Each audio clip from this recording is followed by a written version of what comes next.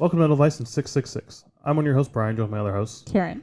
And Karen, today I wanted to talk about recently Ticketmaster announced that they're going to stop with the hidden fees and sort of talk about that a little bit in the few articles I've read, just kind of giving our sort of opinion and takes on that. Yeah. So let's go ahead and start the timer now. So this year, actually, in Biden's State of the Union, he made it a point to go after hidden fees, not just in music, but in all industries. Okay. Airbnb, airlines are like two examples of which, and I think there's a few other ones, but I can't remember what they are off the top of my head, but like eliminating hidden fees altogether. Okay. And apparently, especially in the ticketing industry, one of the articles I was reading had mentioned that the ticket distributors, Ticketmaster and had been open to the idea of getting rid of hidden fees in the past. Then why didn't they just do it? So they would only do it if it was legislated across the board for all sellers. The rationale they give for why they didn't was that if I do it and display the entire price up front and you don't, more people are going to go to your site and buy from you because it looks like a cheaper price. Okay. But I think the consumer's smart enough to know that that's not really it. They would quickly learn AXS has the whole fee up front, Ticketmaster hides it. I don't know what I'm going to pay until right. You learn that really quickly. Yeah.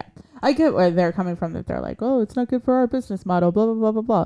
But as consumers of lots of tickets, we know that it's like if it has $45, you're actually going to pay $75. Yeah, you're paying $70 to $90 for that ticket. And it's sort of one of those things you go in expecting, and that's sort of why one of the reasons we track our ticket prices and we do a show, we mention what we pay for the tickets is not only for our reference, but for other people to be like, here's what you could expect to pay at a similar show, at a similar venue for this band. Yeah. Because, if you pay at Aragon $70 to see Lamb of God, and then you go to Des Moines at Vets and you pay $200 to see Lamb of God, it's something's fucking weird here. Why is this one so much more? Right. So that's one of the reasons. And also I just like to track it over time to see my very first Slipknot show I paid $39 for. My last Slipknot show I paid $120 for. So I agree. I get where they're coming from, but at the same time I think it's kind of a joke answer, right? No, that was, yeah. And again, this is just the hidden fees. Right. All they're going to do is tack it onto the front of the ticket. So instead of paying that $39.50, it's going to be you're paying $75 for this ticket. Well, I just wonder if they're going to do $39.50, because that's an average price that they do. And then plus, on the screen, it's going to say $39.50 plus $23 or whatever it is. That way you have to do the math in your head. They might do that. That makes sense because people aren't going to do math. Yeah, because they're going to see that $39. They're not going to see the little $23. Or they're not going to.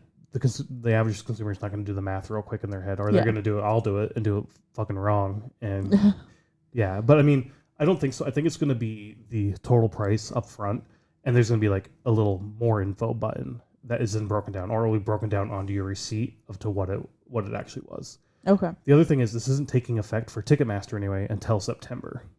Okay. So they're giving themselves time, I guess, to... Is this only Ticketmaster or Live Nation too? Ticketmaster, Live Nation, they're the same company, so they're doing the same thing. But yeah, I didn't know if on the Ticketmaster app they're going to do one thing and Live Nation's not. No, it's both apps are going to do it. Okay. And is that what the article said? Yeah. Okay. And SeatGeek is also doing it. Okay. Are the two major ones in most of these articles that I've been reading. Okay. New York also, the state legislated earlier this year, I think it was, or late last year. I can't remember exactly when, but they put legislation in place saying you can't sell tickets with hidden fees in our state anymore. Oh. So it's one of those domino effects. Once one state or one jurisdiction does it, it's going to trickle down. If California does it next, and it's all right, everybody's going to have to do this to meet California because that's the new bare minimum. Yeah.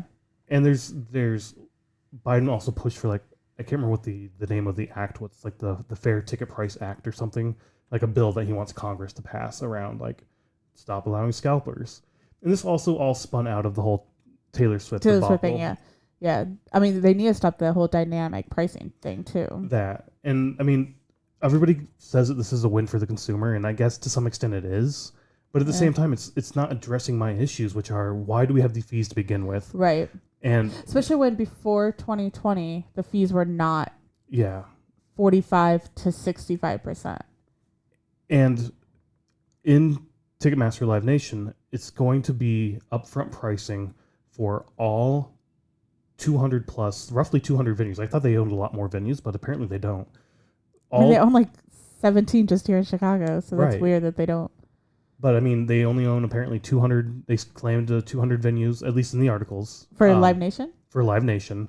Live Nation is the venue aspect of Ticketmaster. Ticketmaster is the ticketing distribution of the company. Why do we have a Live Nation app? Because that's where all your tickets go through for. That's just how they're housed. They all reference the same database, I'm assuming, in the back end.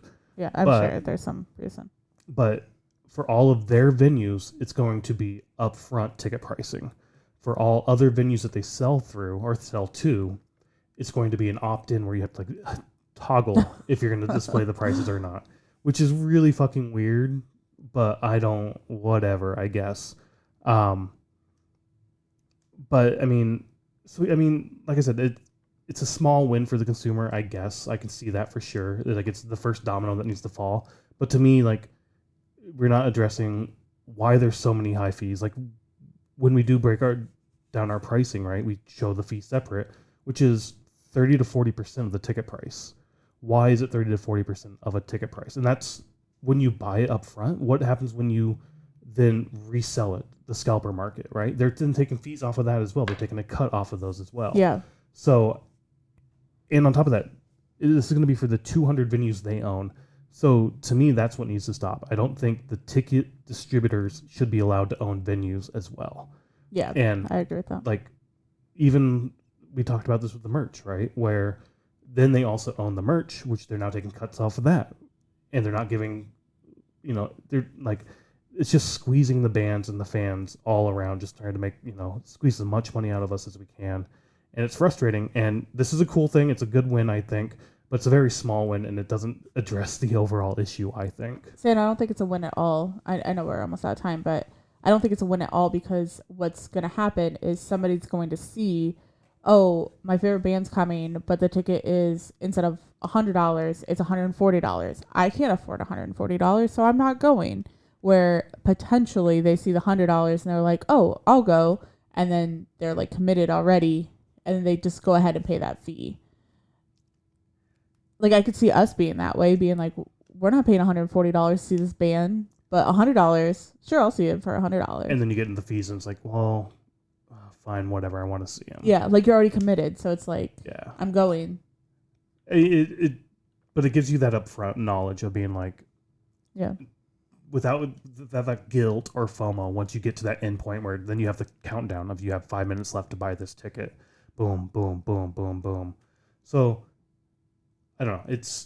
I say a win, but it's like a very, very tiny ass win. We need to get rid of the monopolies owning the goddamn distributing venue and merch. Like, more transparency is better, but yes, definitely. I'm not going to call it a win in my book.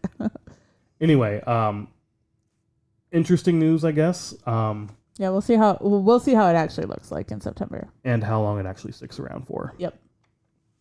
Anyway, live music's awesome. Fees are shit. We all know the hassles of all that bullshit, but live music is still worth it in my mind. So go out, see live music. Find your budget, find your thing, but live music is the best. Yep. Bye.